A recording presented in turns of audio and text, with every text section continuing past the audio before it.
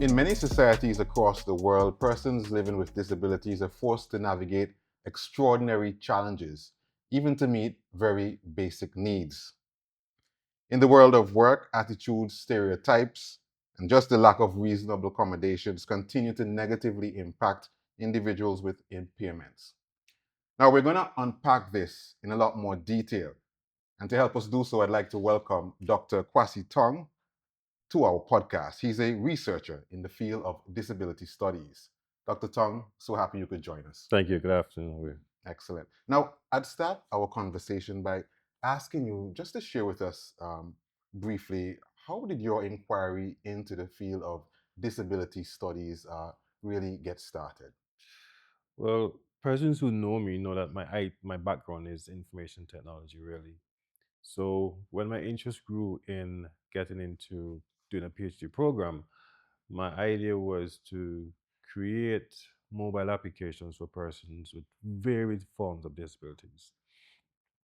And then a year into my study, just before I started to get into the whole detail part of it, I myself Mhm. became impaired with a very serious spine injury. I had a herniated disc, which was it was twofold. It was herniated and it was degenerated. So I had a disc degenerative disease and a herniated disc. So it's Oh, double jeopardy. Uh, so I couldn't walk for many months. Pain unimaginable to the human. Uh, and then I told myself when I was in the UK getting therapy treatment that listen, I think I need this to be just more than information technology and social science. yeah, So I am going to make this into pure social science and just tell the stories of persons who will have experienced what I was experiencing and for persons who would have experienced that and yeah. even worse. So I communicated to my supervisor then. And all this happened when I was doing my PhD Wow. program, right? So I told my PhD supervisor, listen, I think I need to do pure social science and look at the experiences of persons living with spine injuries. And it blossomed from there, and here I am today. Wow. So you've done or spoken rather quite extensively, at least locally, perhaps regionally, Regionally as well, yeah. yes, on your research Right. on the social model Yes. of Disability, disability. yes. Tell us, how does this approach, this thinking towards disability, differ from conventional approaches? Well, there are many models of Yeah. disabilities. There's a human model, the Mhm. human rights model. There is there's a religious model. Mhm. There's a moral model. There is a medical model, and there's a social model. Okay. The social model came off of the human rights model, Mhm. which originally started when the disability movement started in the US. Came off the human rights model, which really spoke to the rights of human beings generally. Okay. And within the human race, there are persons with impairments. Mhm. So persons who back then who had impairments, they thought that I think we need a model for ourselves. Mhm. And that came off of how society treated them at the time, Yeah. even up to today. So the social model developed, Mhm. and many researchers, like Shakespeare, who's one of my model researchers, when he researched extensively on the social model, looking at barriers in society, Mhm. barriers such as our own attitude towards persons with disabilities, infrastructural barriers, educational barriers, and health barriers. Mhm. So those are mainly the four barriers that the social model really looked at, Okay. and how these barriers can be broken down so persons with disabilities can live better lives. Yes, interesting. What is your assessment, having spent a lot of time speaking to persons with disabilities, Mhm. research in this area? What is your assessment of how uh, persons living with disabilities, their experiences in our local community and the broader OECS? All right, good question. The study that I did was an OECS study, Mhm. countries including St. Kitts, St. Lucia, and Antigua. And that was in the heart of COVID. So Wow. I really couldn't get more countries. But Mhm. Looking at those three countries, some of the issues were similar. Mhm. There were some differences, of course. You find that individuals really had issues primarily with the social barriers that are there, attitudes Mhm. towards how non-disabled individuals treat them, spoke to them, and regard them as non-humans. I look back many years ago when I lived in Alberta, a place called Boxon, and we had a neighbor who, back then, we use words like crippled. Mhm. You know, she was crippled. She couldn't speak properly. She would drag herself on the ground to get from point A to point B. We never laughed at her really because we grew up seeing her. Yeah. So we were not introduced to her, but we were brought up with her. So she was a part of our everyday. Okay. Even my grandmother, she was dumb. She couldn't speak. She couldn't hear. Mhm. So we had our own way of communicating with her.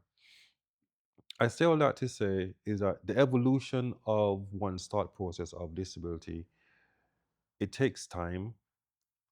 It takes education. And education means constant advocacy, like I'm doing now, like I've been doing for the past couple of years.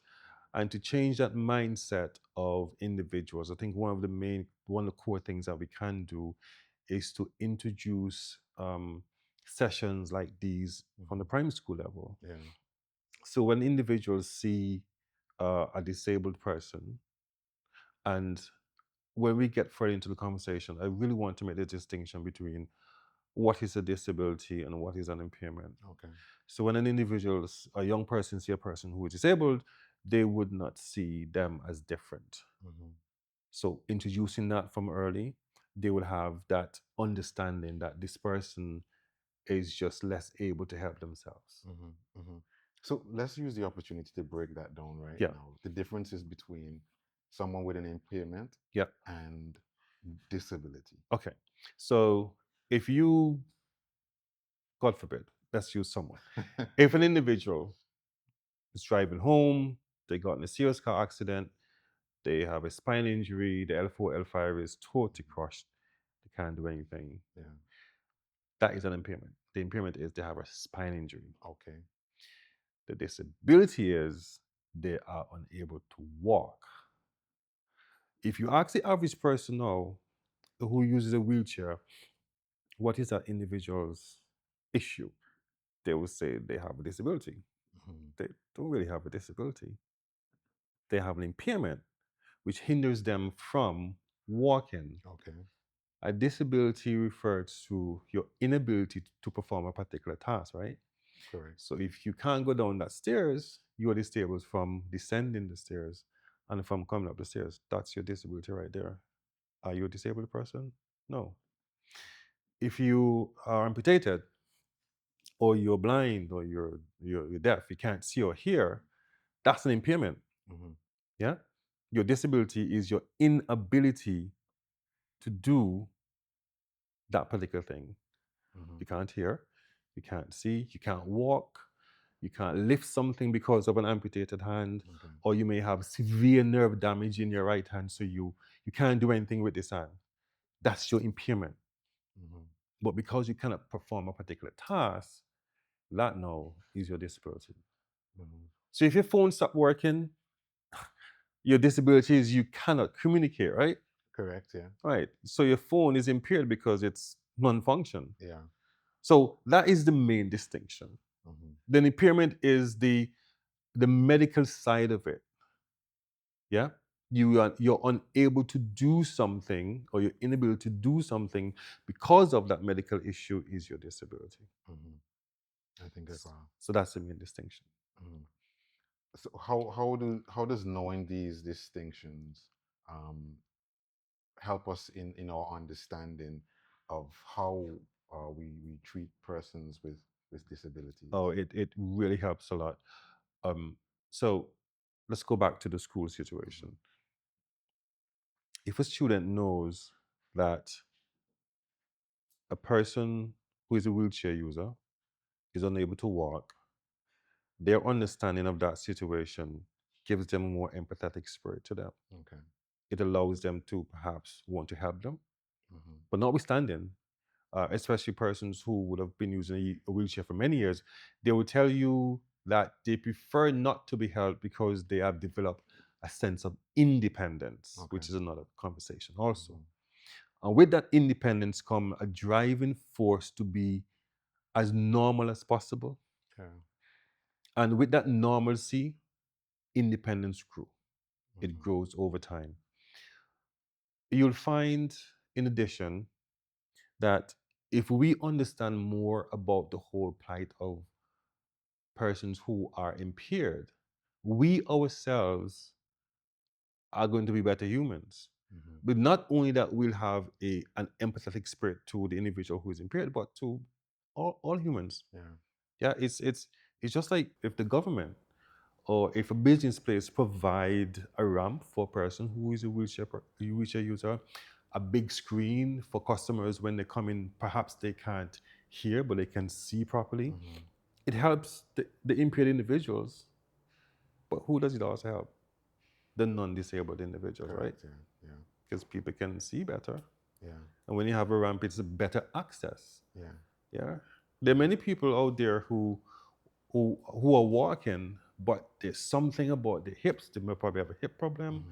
They have, like for me, my right sciatic nerve is completely damaged. Mm-hmm. So there are times when I sleep on my right side, my leg just go numb, Wow. literally numb. And it's not a painful pain, but it's an uncomfortable pain. It feels like if your leg is not on you, but it's just there, Yeah. sort of. So I can't run as I used to. I mean, I used to be a fitness instructor. I used to play football. I can't do that anymore. Wow. Yeah. So there are lots of impairments that people have that are invisible. So you'll hear the old adage, not all disabilities are visible. Mm-hmm. Yeah? Because there's some disabilities that are internal, Correct. like a sciatic injury, a cognitive injury. You can't see that someone is unable to communicate effectively until you start to communicate with them, right? Yeah. Right. So there's just varied forms of disabilities. Mm-hmm. So if the public understands that, we are in a better place. Mm-hmm. Mm-hmm.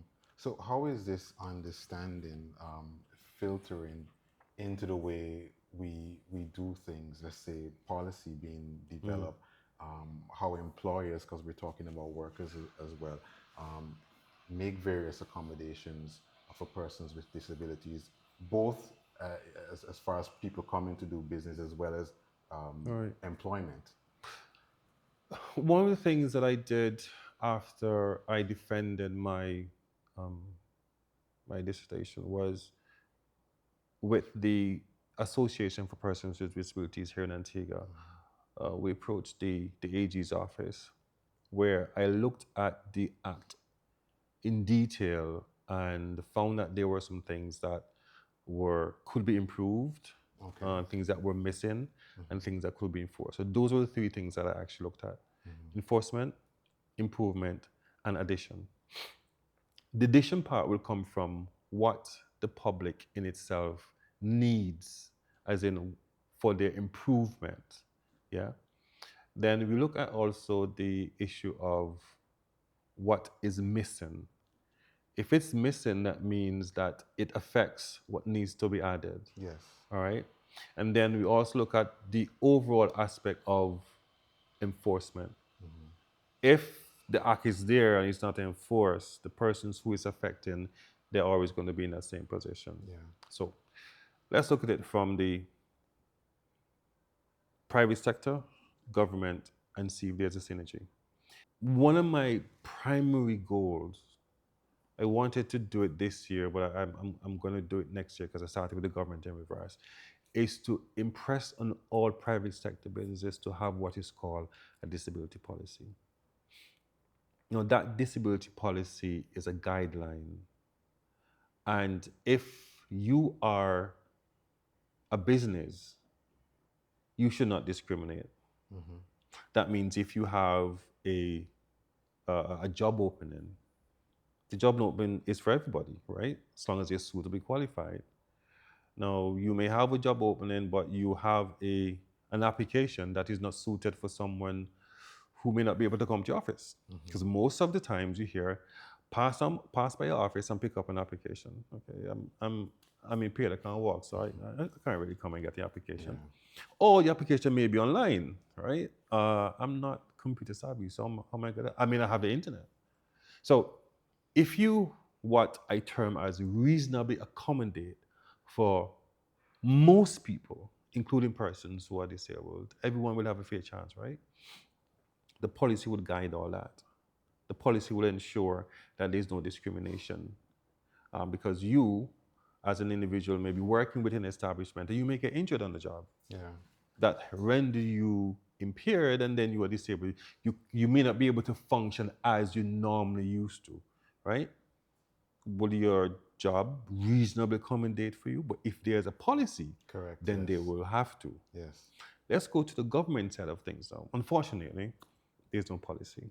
There's no disability policy. There's an act, Mm-hmm. but there's no policy. Mm-hmm.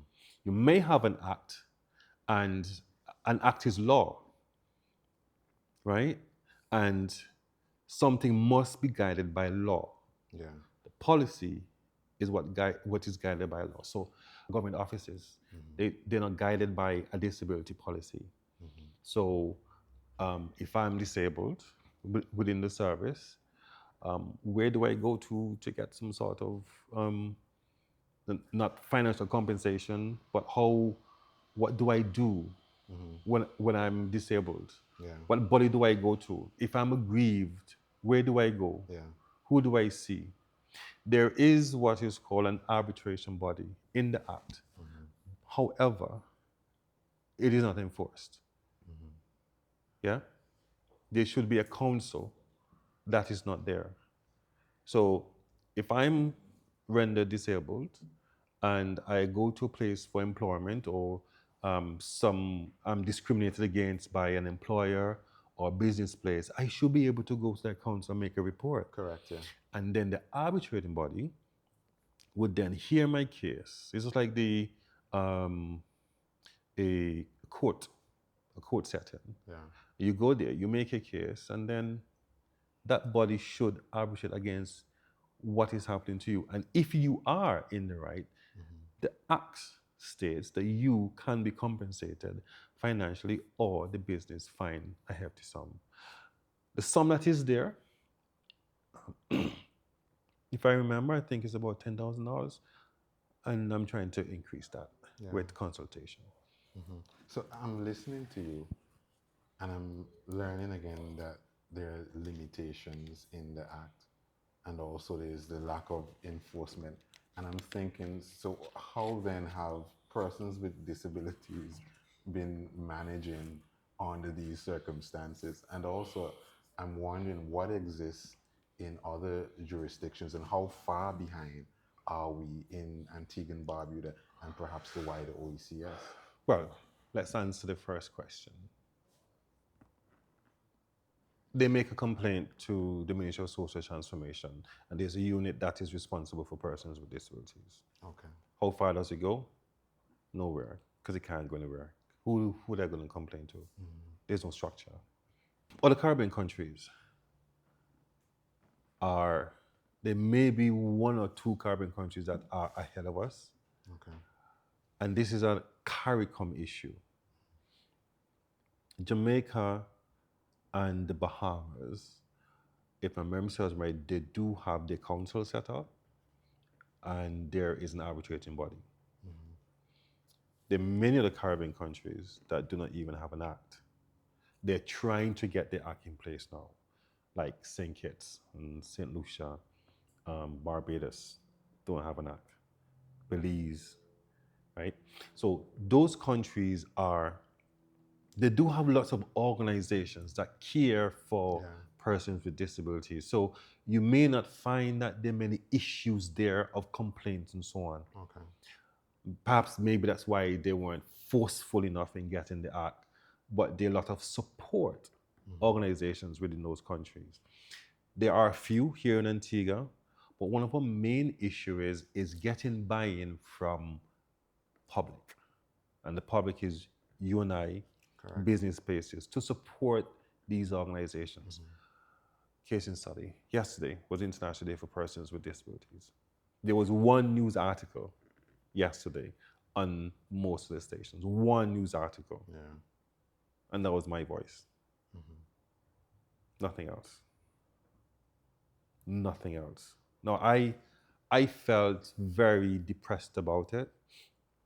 I felt very hardened about it because it shows that we have a lot more work to do. In other countries, because we had a Caribbean disability network that was formed in Grenada, where I am the country lead for Antigua in October. And we had a all-day Zoom expo, I would call it that, where we went around virtually to all the other countries, and they were like carnival in the other countries. Mm-hmm. Mm-hmm. Literally, there were beach parties, there were workshops, there were ministers of government and all these other countries coming out in support of persons with disabilities. Mm-hmm. And in my 268, we had nothing. Mm-hmm. Now, the Association for Persons with Disabilities can do this much and no more because they're not government funded. Mm-hmm. And who but the public can support them? Yeah. So I believe it takes individuals like myself, president of the association, parents with persons with disabilities, friends and families with persons with disabilities to advocate. My voice, the president's voice, should not be the only voice you hear when it comes to supporting persons with disabilities. Yeah. This should be constant. And I guess also because the association and the whole ethos of disability is not funded properly. So grants are not coming in as in other countries. So, for instance, you will see billboards Yeah. around the Yeah. country. The association building is in a decrepit state. Mm-hmm. It needs to be supported better. Mm-hmm. Yeah. Projects are good. Projects are fine.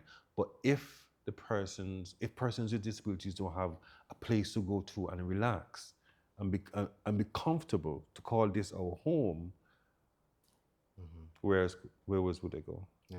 Yeah. What can you tell me about the size of the community of persons living with disabilities in Well, Antigua and globally, Barbuda? globally, Okay. the number is 15% of our Okay. global population, right? So if we take that and plug it into Antigua, Mm-hmm. we have 100,000 people. So we can say about 15,000 people in Antigua have some form Okay. of disability. Mm-hmm. Like an individual looking at me may not see that I have some form of impairment, right? Yeah. Yes, Yeah. but I do.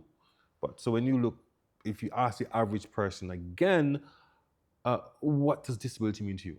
What would you say a disability is? The first thing I believe someone would say, someone who uses a wheelchair. Yeah. That is the universal mental symbol of disability. Mm-hmm. But that's not necessarily it. So 15% global population, 15% of Antiguan population, so that would be about 15,000 people Okay. have some form of disability. Mm-hmm. All right. So we're a union here at the Antigua and Barbuda Workers Union. We work with employers, private employers, governments. What can we do? What can workers do? Mm-hmm. What can workers' organizations do to really help more understandings of disabilities, help even with accommodations, Right. necessary accommodations for Mm-hmm. persons living with having impairments Right. and may be affected by the circumstances, infrastructure, or whatever the case might be. How can we help with advocacy as a union, as workers? I think it first, well, not I think, I know it first has to start with an individual. Mm-hmm. Persons need to know what is this disability thing. Yeah, yeah. And it would take education, persons like myself coming in, Mm-hmm. speaking to, uh, um, advocating on behalf of. So speaking to these different organizations, these different bodies, and not just a once a year thing. You Yeah. you you see a person coming and speak about disability, and then 24, 2 months after, it's out of your head. Yeah. It has to be in you because anything can happen to you at any time. Mm-hmm. You walk down the stairs, you slide and you hit your tailbone and voila, that's it. You can't move for the rest of your life. Yeah. So if businesses that you are a part of, your union is a part of, Mm-hmm. um, get constant workshops, and most importantly, in my view, develop that policy. Yeah. Yeah, that policy must be developed. Mm-hmm. Yeah, and that policy is a guideline to how you treat individuals who you want in an organization as an employee Mm-hmm. who is disabled, or if an employee who is working in your organization become disabled, what do you do? What are the steps? Mm-hmm. Yeah, and those policies are guided by existing laws within the country and the UN law that govern, which is the umbrella body, Mm-hmm. right? The union has its role to play, and education is where it starts from. Yeah. Then the policy. Mm-hmm. And from that policy, I guarantee you things will be better. Mm-hmm. Because the policy is not only for individuals who are impaired, Yes. disabled, but it governs everyone. Excellent, excellent. And for employers who perhaps may have never given the subject of disabilities, impairments, um, given it serious thought, and now Yeah, thinking, where do they start? What are some of the first steps that they can take? that's a good question. I'm going to answer the two first. I'm going to start with the employer and the employee. The employer, I'll speak about reasonable accommodation. Now, what is reasonable accommodation? Reasonable accommodation, it encompasses the accommodating for or making any sort of adjustment to accommodate an individual who is coming to your establishment with an impairment, or an employee who have gotten, let's say, damage because of for some reason. You are reasonably accommodating that individual without colloquially going bankrupt. Okay. So, for instance, I'm a wheelchair user. I'm suitably qualified for my job, but your bathroom door is a bit small for my wheelchair to go through. Yeah. Okay. If it's a sheetrocked environment, it will be reasonable for you to expand the door somewhat. Yes. Yes. If it's a concrete environment, if you can financially do that, you will still expand.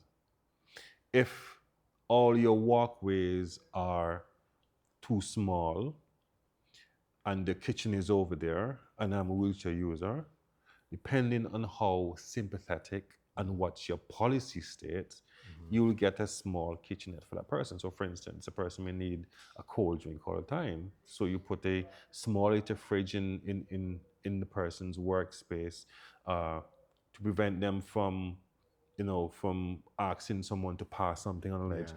You get one of those wheelchairs that expand so they can automatically stand up with the press of a button and they go back down. Yeah. Those are some accommodations that can be made. And this is, I'm telling you this because some of my participants would have had most of these accommodations made for them in St. Lucia, Wow. here in Antigua, and in St. Kitts. Wow. Reasonable accommodations have to be extremely expensive. Yeah. It's just a matter of allowing the individual who you're working with to be comfortable. So long as one's comfortable, you can then assume that I or the individual has been reasonably accommodated for. Excellent. Excellent. In closing, Dr. Tong, what are some of the most important thoughts you would like our audience to remember from this conversation? There are so many because there's so many things that we haven't even touched on as yet. One, the first thing I would like people to remember is all of us are equally created, but we have different roles. I'm a researcher activist in my role, giving you information. You are interviewing me. and we have the cameraman. Mm-hmm. We're all human beings, right? But we have different roles to allow society to function. If I become disabled to the point where I must use a wheelchair or a crutch, I still can function as I'm functioning now. My only limitation is mobility. Mm-hmm. Yeah. If any one of us loses a limb or anything, we can still function cognitively, but we have limitations in things that we can hold or grab. Mm-hmm. Note I said not completely ruled out, but it is a limitation. Yeah, yeah. If we think as individuals with disabilities, as humans just like us, but with a limitation, Mm-hmm. the world will be such a better place. Mm-hmm. If we accept the fact that we need more information about the lives of individuals who are disabled, that's my job. I Yeah. love to talk. I mean, I could talk all day. The Yeah. point I'm trying to make is the more education we have, the Mm-hmm. better we understand about a particular subject matter. Mm-hmm. Thirdly, the disability policy. It's absolutely important. It is critical for business places to have that.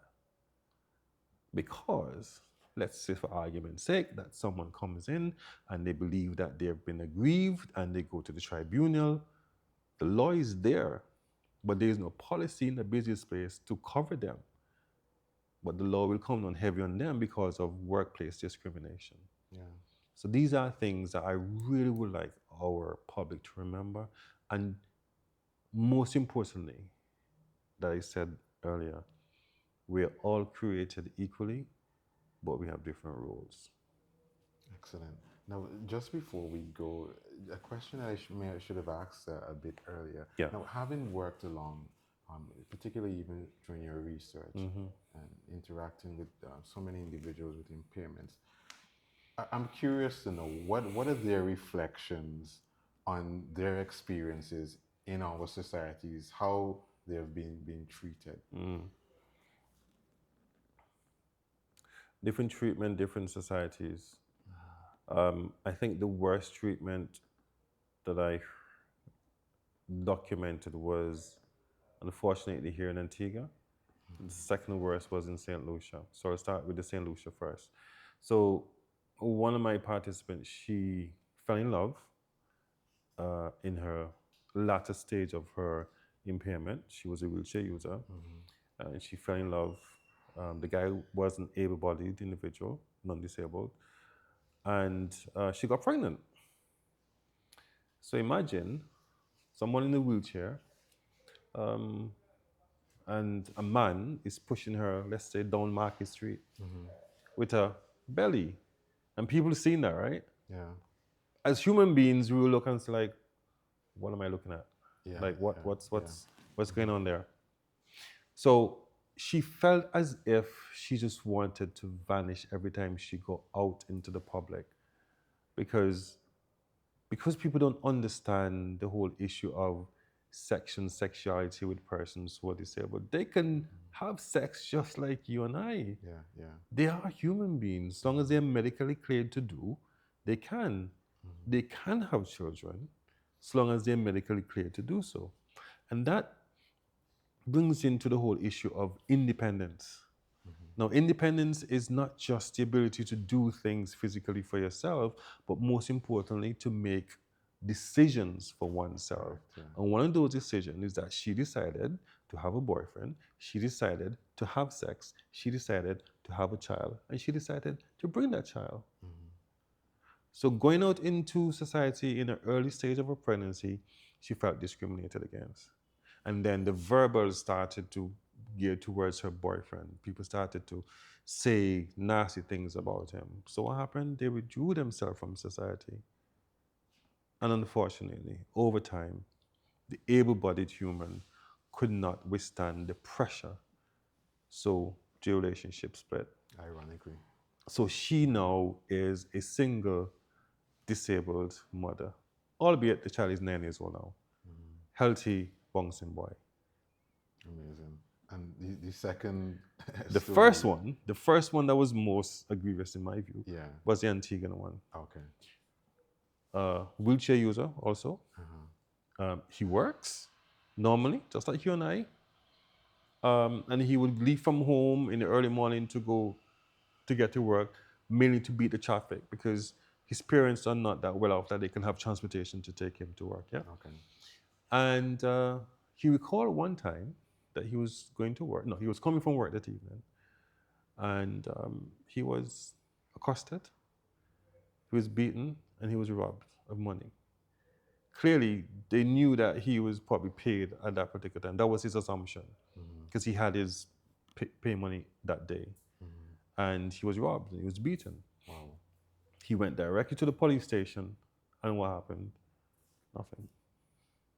That's very unfortunate. It is extremely unfortunate. So imagine you, as an able-bodied person, you were robbed, and you go to the police station. They look at you as a normal person. Yeah.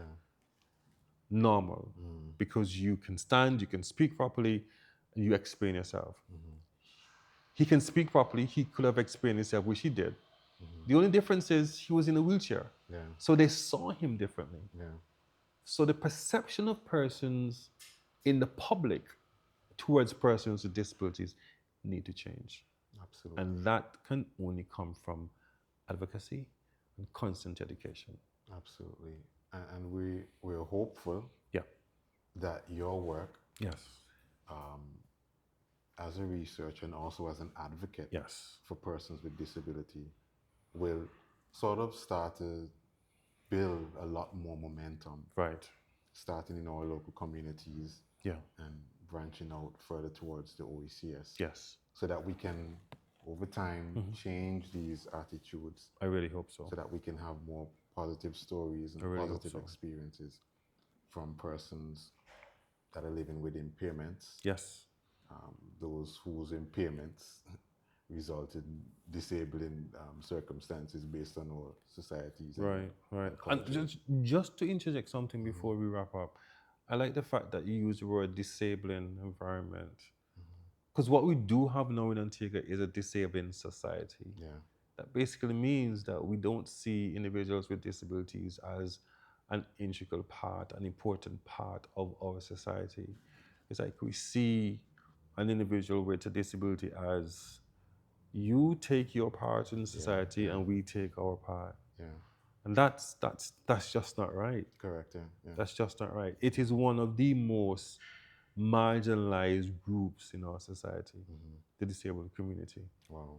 And it really needs to change. There's nothing else in this world right now that is more important to me than advocating for, except my family, of course, advocating for individuals who are impaired.